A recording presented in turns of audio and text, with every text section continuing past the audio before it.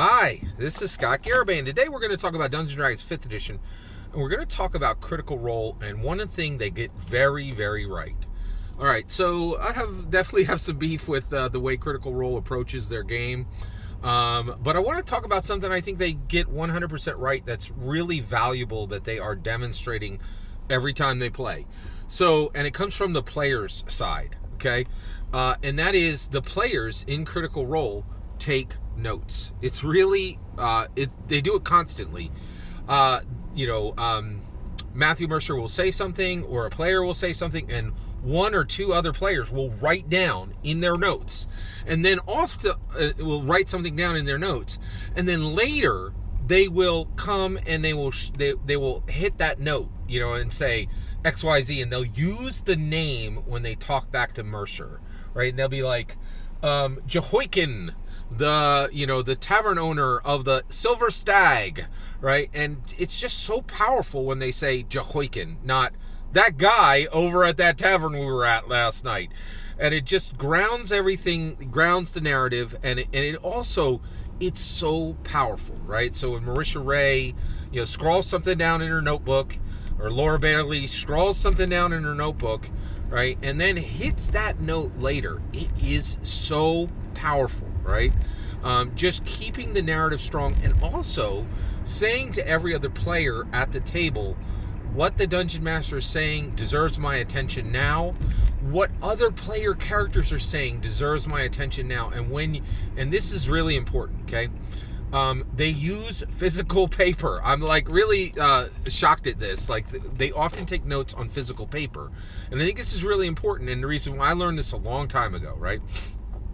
I always keep a piece of paper in my back pocket, and it's folded up, and I'll pull it out, and I always have a pen in my pocket. And the reason I do it is when I'm talking to someone and they say something I want to remember, I'll pull it out and I'll immediately write it down. And I learned, and people are like, why don't you just use your phone, right? And I learned this a long time ago. When you pull out your phone, you're saying, I stopped listening to you, right? You pull out a piece of paper and you write it down with a pen, people are like, you are paying hyper close attention to what I'm saying. And many people could read it as you honoring them, right? Which it really is. You're saying, I'm giving my full attention to you, and I want to remember this now, and I want to remember it later, right? I'm a disciple of notes, right? I take notes constantly, right? And actually, I recently learned this. I learned to belay my son. He's taken up rock climbing in rock gyms, and so I learned to belay him, right? Make sure he could go up on the rope and come down on the rope safely. And it's shot. I'd never been in this position before, but they were teaching me to belay, and I said, I need to take notes. I need to go get, because I had this harness on, and I couldn't get to the piece of paper in the back of my pocket, right? And I was like, I need to go get my booklet and take notes. And they're like, you can't do this by taking notes. And I was like, why not, right? I just want to write down the not ideas you're giving me. And they're like, you can't do that. You got to learn this. You have to memorize it. And I was so uncomfortable. I take notes absolutely constantly. And I love that Critical Role is demonstrating this in real time for players. Another thing that I've seen Critical Role do that very clearly demonstrates the power of note-taking is I'll see a player will be talking, right? And then one other player will have a question, or they'll have an idea. One of the other Critical Role players will have a question or an idea. And instead of interrupting, they will write it down and ask when the other player is done. And these Critical Role people, they can go on, right? They get paragraphs of text, paragraphs of dialogue, right? So what they'll do is they'll circle back and they'll be like, hey, they'll wait for that player to finish, and then they'll say their thing. And I've seen players at the table who don't take notes.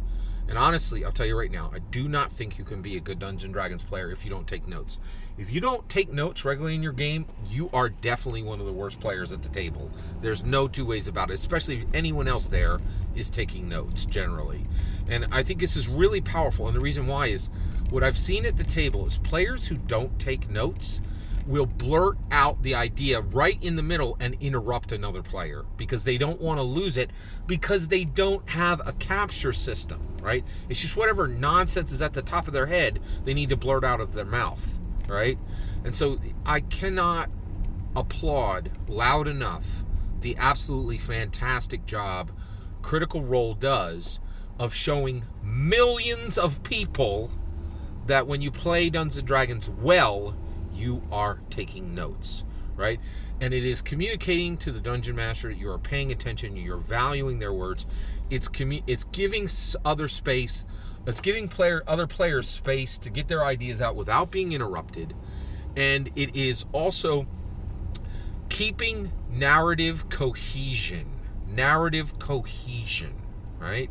This idea that when a dungeon master has taken the time to say Jehoiakim, the tavern owner of the Silver Stag, right? You're not saying, but, and they didn't waste your time by saying, oh, it's Bob, and they actually have names that fit the setting. They're not just, bringing, name ideas off the top of their dome. And there's absolutely no excuse for that for any dungeon master ever. If you're using not anachronistic names, you just need to buy Xanathar's. Xanathar's has one of the best name lists I've ever seen in any Dungeons & Dragons book. The book is worth every penny if the name list wasn't in it. But now that we have a names list in the back of Tasha's, there's absolutely no excuse for any dungeon master to ever give an anachronistic name, right? It's just a sign of laziness and bad dungeon mastering, right? And when your dungeon master is doing what they can to honor it, and you're taking notes, and there's no better organization or entity other than Critical Role that is saying, when you dungeon play well, when you are a good dungeon player, you take notes, right? And nobody's doing a better job of communicating that and making that a reality than Critical Role. And I'm really, really thankful of this, and I really think it's one of the best things they're doing.